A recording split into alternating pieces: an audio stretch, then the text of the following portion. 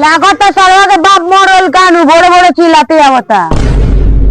नानू रे कहीं ओकर नानी मर गई काल साज के कहत रहे का हमरा नानी के तबीयत खराब बा।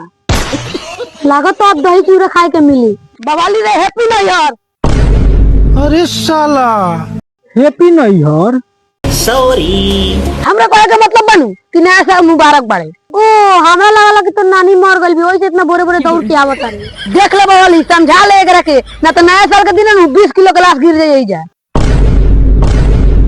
करे बवाली अपनी पिकनिक ना मना लियो की हन सर पैसा ना कौड़ी सलाम करे छोड़ी अपना बाबू के गुटका लुचरा के खाता। ए बवाली कुछ सोचना कि अपनी सब जना मीट खाई जा। एगो तो काम करे के पड़ी तबे तो हनी सब गोरा आज मीट खइबो से। कौन काम ते बोल ना, कौन काम करे के बा? कौन काम जल्दी बोल। अरे बोल ना रे, तोरा खातिर तो हम कोनो काम करेम सन।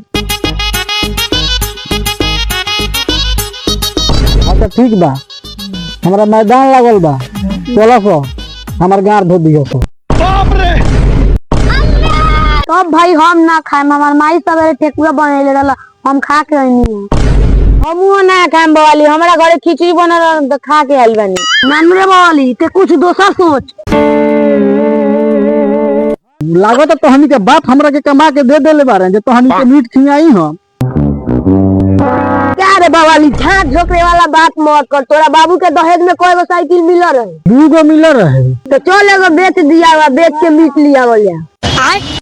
ते उनका से डेरालू का तोरा से प्यार ना करेलन, प्यार करतन तो 500 रुपया ना देतन तोरा के ग्रीटिंग कार्ड लिया खातिर। ये बड़ी अच्छी बात कही आप। ये तो ठीके कहत रे रे, लेकिन एक सेकंड सोचले बड़ा लार चलो चलो ला बेच दिया। हां चलो सो।